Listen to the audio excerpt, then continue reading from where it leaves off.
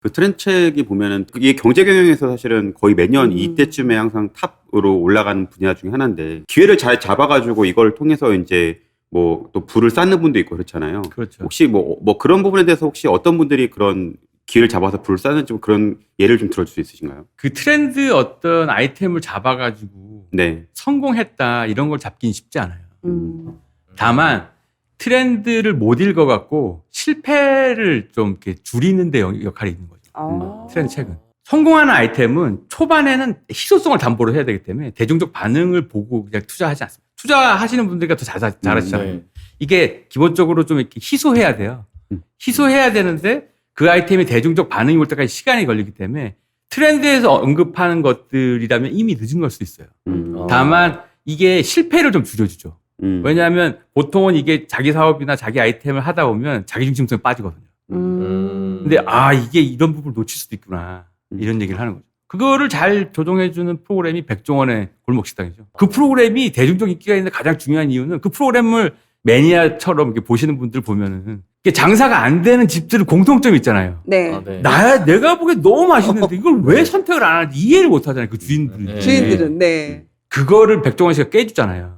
그러니까 이게 대중적 관점에서 보면 가격이 너무 비싸거나 너무 싱겁거나 자연주의적인 건 맞지만 너무 싱겁거나 그러니까 입맛의 평균 그 어떤 가격의 평균 이런 관점을 계속 이렇게 피드백을 주는 거예요. 백종원 씨가. 그러니까 트렌드 책은 약간 그런 기능을 하신다고 보시면 됩니다. 뭐 주식을 하시는 분들 같은 네. 경우도 시대는 이렇게 바뀌는데 본인이 이제 뒤처진 것들에 대해서 이제 본인이 뭔가 갖고 있다면은 나중에 실패로 갈 수 있기 때문에 그렇죠. 그런 걸 예방하는 효과가 더 큰 거거든요. 그렇죠. 새로 기회를 잡는 것보다는. 그렇죠. 궁극적으로 트렌드 책은 기본적으로 트렌드 책에서 얘기하는 거는 타인들이 어떻게 행동하는가예요. 근데 이 정보는 이게 역사적으로 흥미로운 게 군중이나 대중이 어떻게 느끼고 행동하는가에 대한 관심을 얻었던, 그러니까 관심을 가졌던 사람들은 권력자들이에요. 권력자들만 대중에 대한 흐름을 알고자 했어요. 일반 사람들. 일반인들은 그 정보가 필요 없었어요. 자기 삶이 어떤 살아가는데 별로 이게 도움이 안 되니까.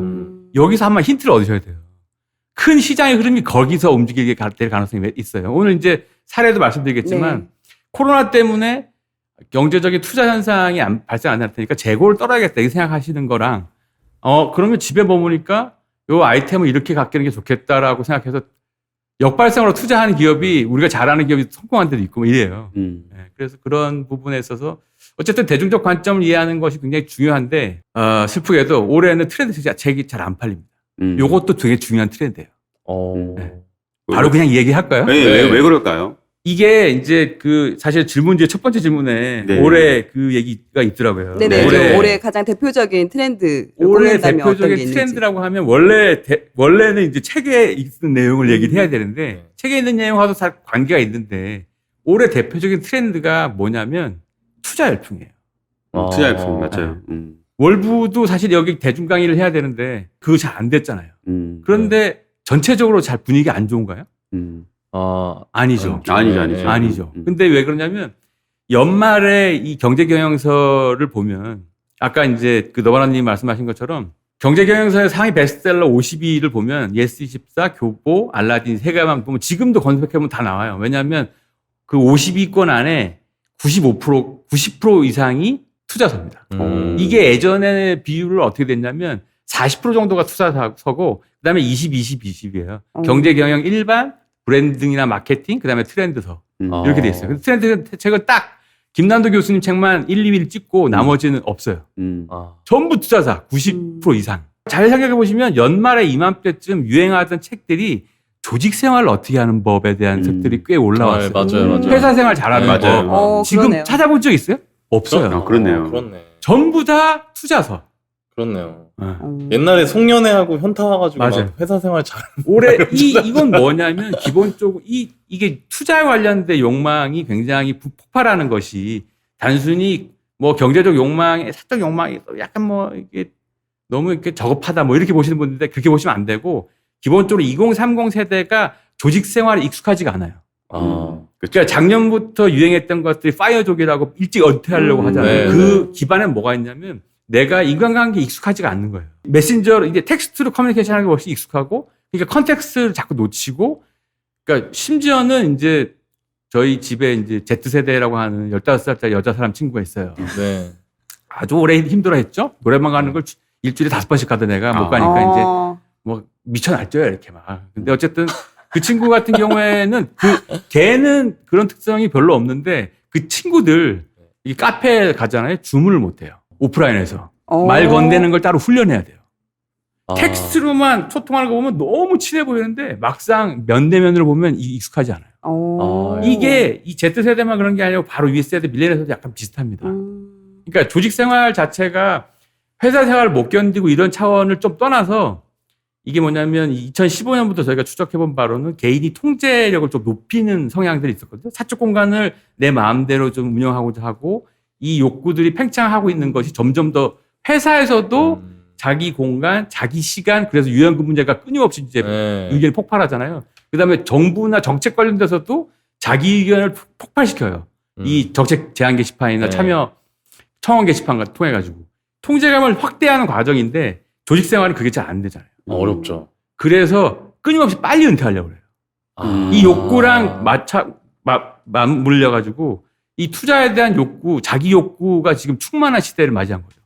그게 경제 경영서의 압도적 우위를 만들어냈다고 봅니다. 지금 사실 실물 경기 너무 안 좋고 맞아요. 분야별로 너무 안 좋은 분도 많거든요. 아까 말씀한 것처럼 지금 트렌드를 잘못 놓친 자기는 사실 회사 생활을 열심히 했는데 우리 회사가 트렌드를 놓쳤어. 그러므로 인해 가지고 사실은 본인이 실직을 하거나 아니면 되게 장기간 무급 휴직을 하거나 하신 분도 많으시거든요.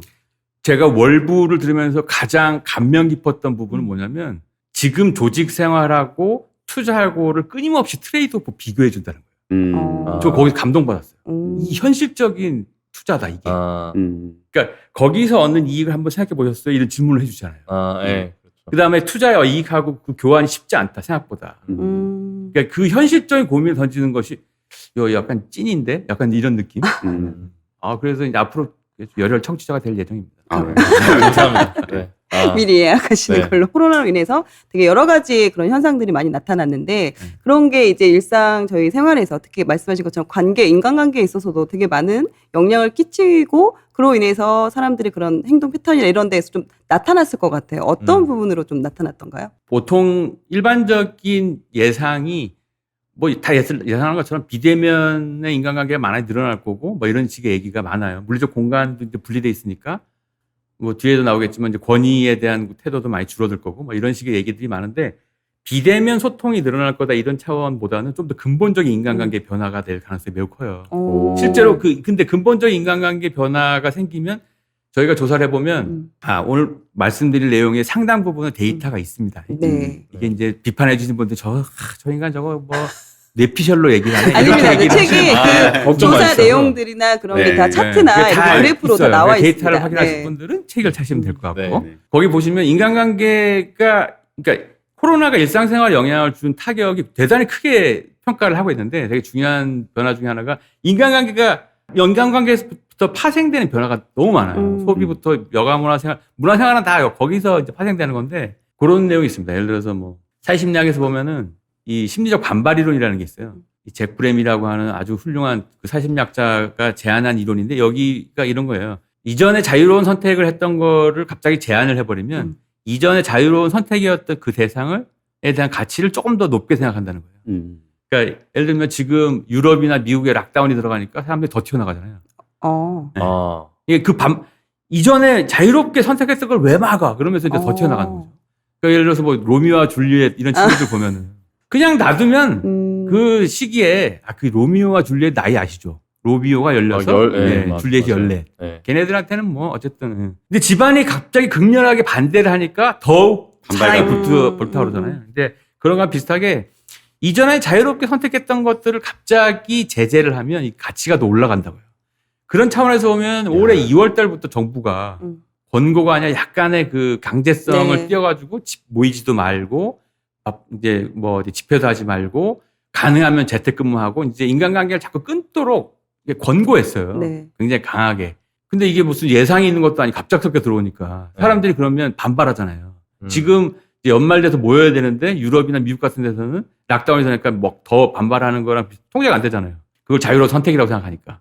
근데 조사를 해보면 우리나라에는 물론 그 관계를 잘 못함으로 해서 불편해하시는 분들이 있어요. 한 10명 중에 3분. 그런데 관계가 이렇게 안 나가도 되니까 편안하다라는 사람이 10명 중에 6, 7분 정도. 그러니까 그게 더 많습니까? 오히려 뭐 네. 외로움을 탄다는 것보다는 오히려 기존에 있던 관계를 어느 정도 정리할 수 있는 그런 계기가 돼서 그렇죠. 그런 부분에 있어서 좀 스트레스를 그다음에 뭐- 덜 받는다는 걸 저도 책에서 보고 깜짝 놀랐거든요.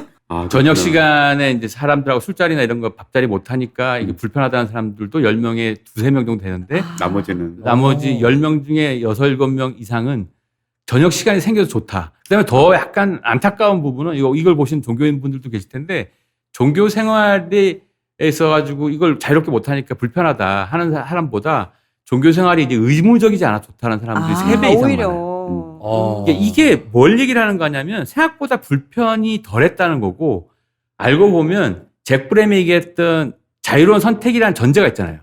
한국 사회의 인간관계가 생각보다 자유로운 선택이 아니었을 가능성이 있습니다.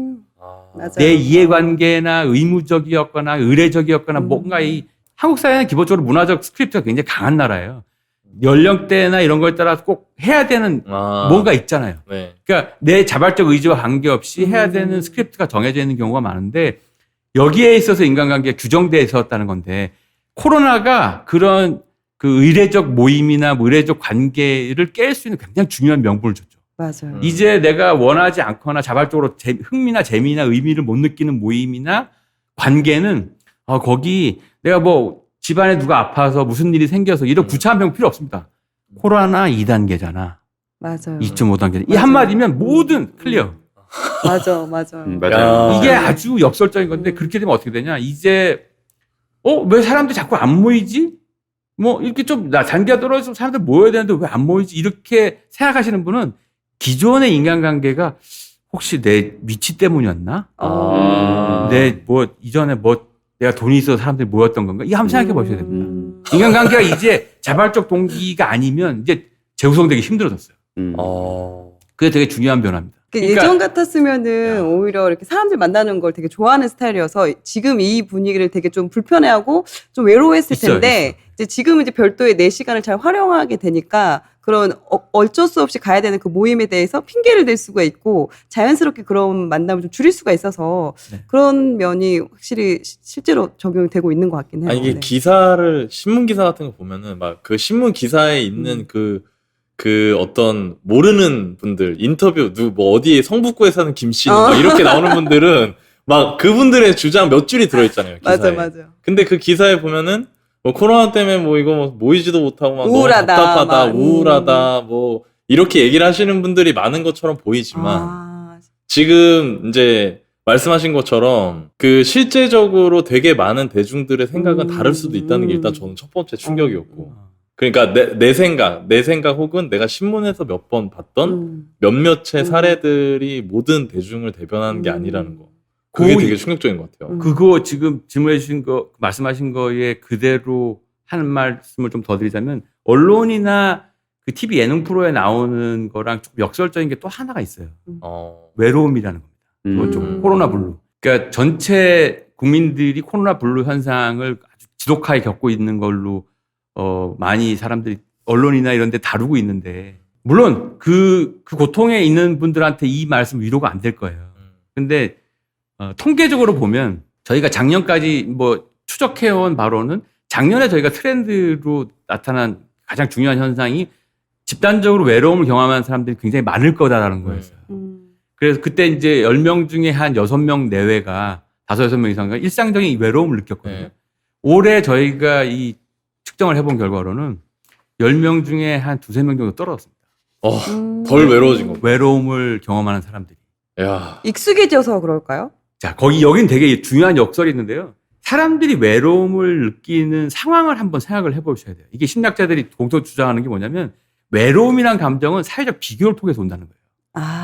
예를 들어서 안 만나니까 만나질 외부에서 않으니까. 아니 저기 내 친구는 끊임없이 페이스북에 맛집 가갖고 이거 올리고 있는데 난 지금 야근해야 되고 여기는 계속 부자들이 만들어지고 있다고 하는데 나는 지금 소외받고 있고 그다음에 사회적 스크립트가 강한 나라라 했잖아요. 왜 남들 친구는 내 또래 친구는 뭘 하고 있는데 난 하지 못하는 것에 대한 떨어졌을 때 외로움을 느끼지 단순히 고립되었다고 외로움을 느끼진 않아요.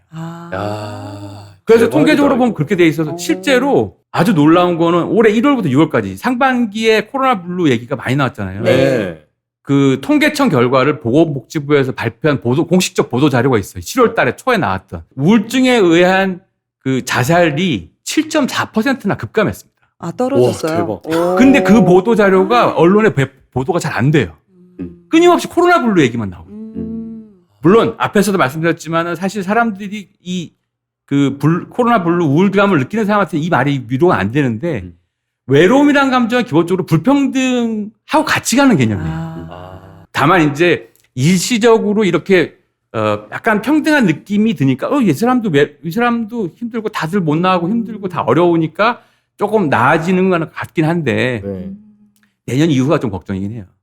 지금 약간 K자 같이 가고 있잖아요. 그렇죠. 이게 저희들이 아까 말씀드렸던 15살 여자 사람, 걔가 네. 중인데 네. 걔네 반에도 보면은 형적이 약간 완벽하게 이제 양극화가 네. 되는 거죠. 중간 애들이 없어요. 음. 자산도 아마 그렇게 될 거고 그 불평등이 심해지면 내년 이후에 외로움이 다시 되게 될 가능성이 큽니다. 소외받고 있다는 느낌. 그렇네요. 이것도 역설인 거죠, 사실은. 저도 외로울 줄 알았는데 네. 아주 집에서 저희 16년생 여자 사람 친구 있거든요. 아, 네. 저희 집에는 16살이 아니라 16년생. 네. 외로울 틈이 없어요. 네, 답답해 죽으려고 하기 때문에. 그렇네요, 진짜. 그럼 관계에 있어서도 좀 그런 부분도 있고 또 이제 코로나 이후로 그런 여러 현상 때문에 집에 대한 그런 또 인식이나 이런 부분도 되게 네. 많이 달라졌을 것 같아요. 집이 이제 굉장히 중요해졌죠. 그러니까 그것도 이제 일반 다른 트렌드 책에도 많이 언급되는 내용인데 집이 예전에 그냥 잠자고 쉬는 곳이었다가 여기서 이제 자기 개발도 해야 되고 보고서도 써야 일도 되고 해야 네, 되고. 맞아요. 여기서 이제 또 이제 홈 트레이닝도 해야 되고 바빠요. 어쨌든 맞아요. 집이 이제 그러면 집이 좀 넓어야 되는데 어쨌든 그건 쉽지가 않고 굉장히 큰 영역이니까 집이 멀티플한 역할을 하게 됐다는 거는 많은 트렌드 책에서 예상하는 건데 흥미로운 거는 정말 그런 많은 걸 하냐. 거기서 이제 파생되는 산업이 인테리어 쪽입니다. 인테리어. 그러니까 그게 똑같은 현상이 2015년도에 또 있었어요. 2015년도에 그 메르스라고 하는 질병이 맞아, 있어가지고 공교롭게 정말 저희가 조사를 해봤는데 2015년부터 트렌드 거기 있었겠죠. 그때 저희가 전망했던 게 2015년도에 인간관계가 폐쇄적인 인간관계 유행할 거고 집에서 머무는 시간, 집에서 많은 것들을 할 거랑 똑같은 얘기를 했어요. 그때 책을 쓰다가 깜짝 놀랐어요. 지금 똑같은 현상이 발생하거든요. 2015년도에 뭐가 유행했냐 생각해 보시면 그때 먹방 다음에 집방이라고 해갖고 그 찾아보시면 2015년, 16년 상반기까지 집의 인테리어를 바꾸는 프로그램들이 엄청나게 맞아요, 유행했어요. 있었어요. TV에서. 네. 네. 신동엽 나오고 그런 프로 맞아요, 있었어요. 맞아요. 맞아요. 노홍철 나오고 네. 그 현상이 2020년 5월 때부터 똑같이 발생하기 시작했어요. 그 롯데, 예. 여기 말씀드렸잖아요. 편하게 해줍니다, 저희는. 그것도 다 막 작게는 홈 인테리어 관련된 그 이벤트가 20%에서 한 많게는 100% 이상 성장했고요. 아시죠? 한샘 인테리어가 원래는 올해 코로나 때문에 전망이 안 좋을 거라고 그랬어요. 근데 대박 났겠네. 아시죠? 2, 4분기에 어닝 서프라이즈 찍은 거. 3, 4분기도 마찬가지. 부동산 시장은 약간 710 규제 나온 다음에 약간 아마 성장하기는 어려울 거라 전망들이 많고 전문가분들도 부룡님 제가 감동했어요. 어쨌든 여러분들이 얘기하셨는데 인테리어 실제 시장이 굉장히 크고 있다는 거예요. 2015년하고 같이 가는 거죠. 근데 그러면 인테리어 말고도 뭐가 성장했냐? 사람들의 동선을 그래서 소비자들의 동선을 잘 읽어야 된다는 얘기가 필요한 게 그런 것 같습니다. 집에서 뭔가를 많이 하니까 이제 홈 카페나 이런 것들도 많이 해야 된다라는 얘기도 있는데 실제로 조사를 해보면 순위의 5개, 상위 5개는 전부 다 누워있거나 TV 보거나 이 스마트폰 하거나 인터넷 검색하거나 막 실질적으로 뒹굴거려요. 집에서 하는 행동들을 별로 조사를 없어요. 했더니 네. 막상 뭐 홈트레이닝 이런 게 아니고 뒹굴거려요. 다. 근데 이제 뒹굴거려요. 이 동선을 어떻게 읽었냐면 여기 뭐 기업명 다 얘기해도 되죠. 네네. 편안하게. LG전자부터 해서 소니부터 이제 대형 TV의 강자들 있잖아요. 네. 대형 TV의 강자들은 이게 대형 디스플레이 판넬은 선줌을 해서 몇 개월 기다려야 오기 때문에 재고 떨이가 엄청 문제거든요. 아시죠? 지금 55인치 이상 65인치, 75인치까지 굉장히 시장이 가격이 저렴해지고 있는데 LG부터 해가지고 이쪽 업체들은 재고를 떨어야 된다, 이거. 너무 큰 비용이니까 이쪽에 재고를 쌓아놓는다는 건. 그래서 재고 떨이에 들어갔는데 왜냐하면 경기가 안 좋을 거니까. 그것도 나름 합리적 판단이죠. 그렇죠. 삼성전자는 어떻게 했냐? 집에 이렇게 오래 머물면 사람들이 지금 대형 TV 수요가 그렇게 2014년 이후에 좀 떨어지고 있었거든요. 떨어지고 있었는데 그 수요가 안 좋았던 게 개인 미디어를 많이 보기 때문에 맞아요, 그랬어요. 맞아요. 그렇죠. 그런데 삼성전자는 그걸 이제 반대로 해석한 거죠. 아니 집에 머물면 스마트폰으로 만족하지 못할 거다. 그래서 75인치 판넬을 늘렸어요, 주문을. 이 몇 개월씩 걸리니까. 지금 어떻게 됐냐? 11월 달 자료를 찾아보시면 시장이 삼성전자가 75인치 판넬 시장에 완전 탑을 찍었는데 75인치 시장 대형 TV 2위부터 10위까지를 다 더해도 시장 점유율이 삼성전자 안 돼요. 50.3%예요. 삼성전자가 압도적 1등입니다, 지금. 지금 약간 위축된 시장이라고 그래도 소비자들 동선에 읽는 게 이게 중요하다는 거죠. LG나 다른 회사들도 잘못 읽은 건 아니에요. 경제적으로 봤을 때 이게 뭐 불황도 맞고 재고 떠는 것도 합리적 선택이잖아요. 근데 소비자들 동선을 봤을 때 스마트폰으로 집에서 계속 보기에는 답답할 거라고 삼성전자에서 생각했을 텐데 이 생각이 정확히 맞아떨어진 거죠. 어쨌든 집은 그래서 대형 TV 판매가 급증하는 현상하고도 제가 아주 관계가 있습니다. 이거 진짜 너무 신기하다. 저 얼마 전에 넷플릭스에서 킹덤을 봤는데 스마트폰으로 보다가 네. 아내께서 이제 넷플릭스를 애청하시거든요. 그래가지고 보는데 너무 답답한 거예요. 맞아요. TV를 막 찾게 되더라고요. 근데 저희 집에 TV를 팔았거든요. 요새 싸요. 대형 TV. 쌉니까? 네, 많이 떨어졌어요. 아니, 작년에 TV를 이제 공부하게 해야 된다 해가지고 TV를 팔았는데 똑같은 땅을 치고 맞아요, 지금 맞아요, 후회하고 맞아요. 지금 이제 구매 욕구가 지금 여기까지 올라왔습니다. 작년에 제가 중학교 들어가면서 그 여자애가 14살 때 네. TV를 없앨까 하다가 올해 바꿨잖아요. 음. 넷플릭스를 보다가 이게 네. 도저히 안 돼가. 그러니까 실제로 근데 넷플릭스 이용자가 급증했잖아요. 네. 초반 한 달에는 스마트폰을 봤다래요. 근데 되게 이 사람들이 답답해요. 그 통계를 찾아보시면 TV를 통해 보는 사람 70%가 넘어요, 지금. 아, 답답한 거죠. 그러니까요. 저희 집도 아이들에게 교육을 위해서 선을 다 뽑아놨다가 네. 다시 선을 연결해서 지금 저도 재택근무를 하고 하면서 다시 선을 연결했습니다. 맞아요. 근데 지금 말씀하신 것처럼 지금 넷플릭스도 잠깐 말씀을 하셨는데 지금 구독경제라는 말을 또 이제 책에 보면은 또 설명을 네. 해주셨는데 그 부분도 좀 같이 이야기해 주시면 좋을 것 같아요. 구독경제는 이 용어만 새 거고 사람들 경험 속에는 이미 뭐 우유 배달부터 해가지고 그죠. 신문 배달 다 신문 있었죠. 배달하고 네. 정기적으로 뭔가를 받아보는 거, 뭔가를 하는 거 이거를 이제 구독경제라고 이제 표현을 해주신 것 같아요. 그래서 사실 머릿속하고 몸하고 따로 논다는 게 조사를 해보면 구독경제가 뭐야? 이렇게 인지도를 물어보면 그 용어를 안다는 사람이 10% 내외밖에 안 돼요. 근데 이미 아이템으로 보면 90% 이상이 하고 있는 거야. 그냥 이걸 다 묶어가지고 구독경제라고 했는데 사실은 그러니까 재작년부터 이 서브스크립션 이코노미라고 해서 미는 아이템은 넷플릭스 같은 거죠. 디지털 큐레이션이 가능한 아이템만 사실 거기에 묶어야 되는데 이걸 하기에는 산업 규모가 너무 작게 추정이 되니까 내가 보기에는 글로벌 그 투자은행에서 약간 장난친 것 같은 느낌도 들고 그렇습니다. 어쨌든 근데 이 구독경제라는 개념은 일단 세대별로 니즈가 완전 달라요. 일단 5060 세대는 안마의자, 정수기, 예, 뭐 이런 걸 다 구독. 신문 구독이잖아. 뭐 이러면서 그리고 약간 오프라인의 그런 느낌이라면 그 2030 세대는 뭐 넷플릭스 바이브, 멜론 뭐 이런 거. 그러니까 디지털로 큐레이션 된 거. 그러니까 음원을 하나씩 사기에는 되게 비싸잖아요. 네, 그렇죠. 그러니까 저는 사실 다운로드 받아가지고 태블릿부터 해서 PC, 모바일 몇 개 거기 다 옮겨놓고 듣는 걸 좋아하는 약간 전통적인 스타일인데 네. 이게 없어진다니까 어떻게 해요? 그래서 바이브로 바꿨거든요. 새로운 세계. 야, 어쨌든 이게 같은 비용으로 훨씬 저렴하구나라는 그렇죠. 걸 요새 느끼고 있죠. 네. 그러니까 딱 똑같은 거를 2030 세대가 느끼고 있죠. 경험량은 확대하고 싶은데 내가 가지고 있는 이 재화가 작을 때 경험을 확대하고자 하고 시간도 좀 줄여주잖아요. 그걸 선택을 해주니까. 네. 이 욕구가 그대로 반영돼 있는 요거를 수마사카르라고 하는 그 글로벌 그 컨설턴트가 한 분 계신데 저렴한 개인화라고 딱 얘기를 하더라고요. 딱 그 욕구가 충족되는 서비스를 사실 구독경제라고 보시면 될 것 같고. 근데 이게 지금 그러면 코로나 이후에는 어떻게 될 거냐? 구독이라고 해서 약간 편차가 좀 갈릴 것 같아요. 왜냐하면 오프라인에서 예를 들어서 명품 액세서리 같은 것들 구독해주는 이렇게 비싼 비용들 좀 줄여주니까 네. 의류를 좀 정기적으로 배송해주는 이런 것들도 좀 잘 될 거라고 하는 부분이 있는데 제가 보기에는 그게 아주 잘 되진 않을 수 있어요. 왜냐하면 이렇게 액세서리나 의류는 뭔가 이 약간 사회적 관계가 있을 때 주로 네. 니즈가 네. 자극받는데 그 욕구는 좀 당분간 홀딩이 될 것 같아요. 맞아요. 사람들을 잘 안 만나니까 맞아요. 옷을 살 필요성도 별로 맞아요. 못 느끼겠더라고요. 근데 이제 내년에 또 디즈니 들어온다니까 아마 그 디지털 큐레이션 서비스는 좀 더 확대될 것 같은데 사람이 직접 들어가서 큐레이션을 하는 서비스는 이게 싸질 수가 없어요, 기본적으로. 그래서 옥석이 좀 갈릴 것 같습니다. 또 아무래도 이제 코로나 그런 부분으로 인해서 집에 있는 시간들이 또 되게 많아지잖아요. 재택근무도 그렇고 아이들은 이제 뭐 자녀 그 온라인 학습 이런 부분들이 있어서 어떻게 보면 또 그런 부분도 가족 관계에 있어서 오래 같이 있다 보니까 그게 이제 사이가 좋아질 수도 있을 것 같고 악화되는 경우도 있을 것 같아요. 실제적으로는 어떤지 더 그런 걸로 인해서 사이가 더 좋아졌는지 이게 나빠졌는지 실제적으로. 그것도 굉장히 중요한 질문이신데 이것도 유럽이나 그 구미랑 우리나라가 다른 양상을 보여요.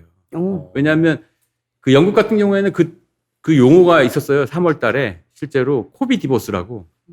이게 원래 부부가 하루에 머무는 시간 평균이 코로나 이전에 90분 정도였다래요. 하루 총에서 90분. 1시간 반 정도만 부부가 같이 있는 시간이 있었는데 코로나 이후에 이제 유럽은 실제로 완전히 봉쇄를 해버렸잖아요. 15시간씩 같이 있는. 그래서 3월, 4월 이후에 영국 같은 데서는 이혼율이 급증해가지고 이게 갈등이 심해지는 거죠. 싸우는 거죠, 이제. 왜냐하면 각자의 세계가 있다가 하루에 한두 시간 만나는 관계가 아니라 15시간씩 각자의 세계를 갖고 싸워야 되는 거예요. 부부의 세계가 되는 거죠. 그러니까 이게 갈등이 이제 폭발해갖고 코비드로 인한 이혼이라고 해서 코비 디보스라는 용어가 생길 정도로 영국에서는 심각했죠. 유럽에서는 다. 근데 한국은 어떻게 됐냐.